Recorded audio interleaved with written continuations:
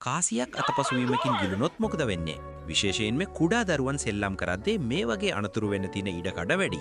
ඔයාට කාසියක් ගිලුන ගමන් ඒක අන්න සෝත්‍රයේ දිගේ හිස්සලා ගිහින් කෙලින්ම ආමාශයට ඇතුළු වෙනවා. ආමාශයේ තියෙන ඊටමත් ප්‍රබල ગેස්ට්‍රික් අම්ල වහාම මේ කාසිය දිය කරන්න හෝ කැබලි වලට කඩන්න උත්සාහ කරනවා.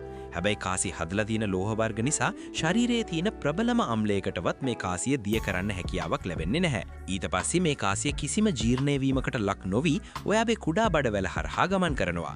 අවසානයේදී එය මහා බඩවැලට ඇතුළු වෙලා සාමාන්‍යයෙන් දින කිහිපයක් ඇතුළත මල පහ සමග ශරීරයෙන් පිට වෙලා යනවා. ගොඩක් වෙලාවට මේ ක්‍රියාවලිය ඊටාම ආරක්ෂිතව සිද්ධ වෙනවා.